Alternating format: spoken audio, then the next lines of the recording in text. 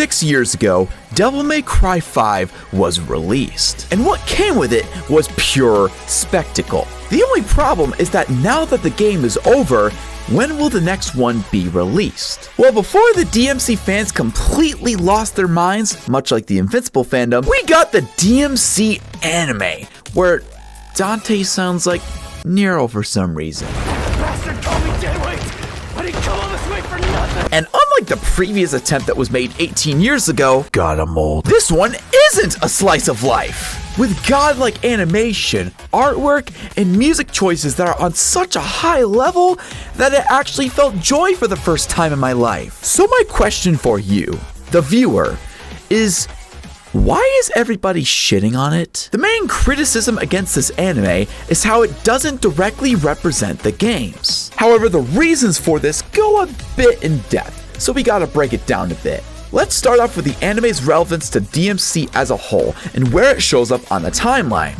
Well, it doesn't. And that is because this is a non-canon story. Now, it does draw a lot of inspiration from the source material and seems to take place around what I would guess to be Devil May Cry 3. But apart from that, it's clear to see that this universe is completely different from the games. For one, the version of Dante we see in this anime is clearly younger and less experienced than his game counterpart. Secondly, the organization Darkcom was nowhere to be seen in any of the DMC games, which also causes Mary to be completely different, because instead of being a lone wolf, she is now a part of this organization. And the list honestly just goes on and on as to how the anime is differing itself from the games. Now, that being said, there are some differences made in this anime which are worth talking about. Firstly, starting off with Dante. A lot of people have a problem with the fact that Dante feels like his DMC5 personality self, while also still being younger, less experienced, and much more arrogant, which as a result causes him to get overpowered rather easily multiple times. Now, for the demons, I can actually understand this. This version of Dante is likely used to fighting weaker demons all the time, and is probably caught off guard by how powerful these boss level demons are. What I cannot understand, however, is how Lady manages to capture Dante not one, not two, but 3 separate times. Now, I can personally excuse Dante for the first, maybe the second time, but 3 times is just pathetic. Like, you have the reflexes of an actual demon. I saw you in episode 1 stop an entire truck from killing innocent civilians in a bearing delight. So why can you not dodge a bullet? Well, you can dodge a bullet, because we see you do the exact same thing in episode 2! Now, I'm not gonna pretend like the Devil May Cry anime has to be super consistent with its power scaling at all times. After all, the Devil May Cry series in itself does not take itself seriously enough for that to even be a problem. And if we insist on comparing the Devil May Cry anime to the games, despite them not being canon to each other, then I think we should give them both the same grace. Especially when you take into account the fact that apart from getting kidnapped by Lady 3 separate times, Dante's power scaling is actually quite reasonable. He is a young and arrogant devil hunter who has probably only fought lower ranking demons and humans up until this point. That is why I think him getting captured by Lady the first time is actually understandable, because he's much more likely to have let his guard down. And yeah, he does struggle with demons later on in this season. And yeah, you can whine all day about Dante not being at his supreme GigaChat DMC3 level self, but you also need to understand that this is a TV show, not a game. DMC isn't exactly a hard game. It can be challenging, sure, but its first main priority is making sure that the player feels like an absolute powerhouse. That is why in DMC 5, when you switch over to playing as Dante, it's fucking awesome. Because Dante right off rip has Royal Guard, these fist things, a fucking motorcycle, the Sparta sword, guns, and Devil Trigger. And that's not even mentioning the variations and upgrades that come with each of these items. Especially Devil Trigger. Dante! Oh my lordy! So taking this into consideration,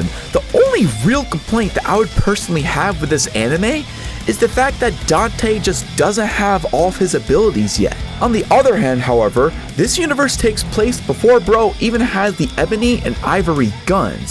So if the show decides to run for, I don't know, another 4 seasons, then I think the series will have the chance to slowly introduce Dante to more of the abilities that he is most known for. However, that isn't even to say that the fight scenes involving Dante are lacking either. In fact, every fight scene involving Dante are nothing short of amazing. Now, could they be better? I mean, I guess, but given that this is the first anime adaptation of Devil May Cry in literally 18 years, I think we can give the creators a little bit of time to take in the feedback from fans so that they can figure out how to make it better. The second main problem with the Devil May Cry anime is Lady. Now, Lady is not exactly my favorite character.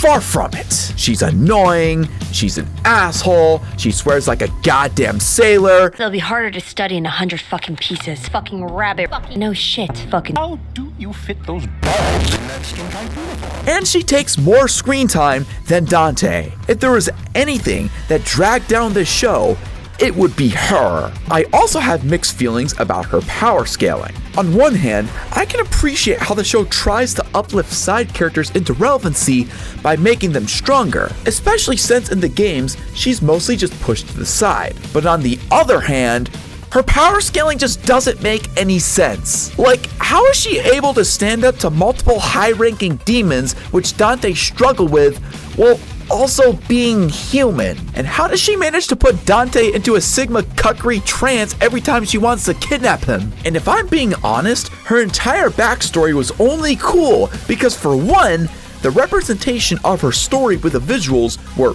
just fucking cool, and secondly, the Easter Bunny obviously being a part of this origin story. Otherwise, I would literally have no reason to empathize with Lady. And I really hope that when the second season of this anime comes out, we can spend less time focusing on her and more time on Dante. The third main problem with this show are the politics. Now, what is wrong with politics? Well, it essentially boils down to the fact that people watch these shows and play these games as an escapism from the real world. And for the Devil May Cry anime dipping their toes a little too deep into the political spectrum, they have now upset a lot of people, which I understand to a certain extent, being a professional politics hater myself, aka watching Instagram reels for news instead of the actual fucking news. But in my opinion, the only real way to dive deeper into the moral and ethical considerations of the humans versus literal demons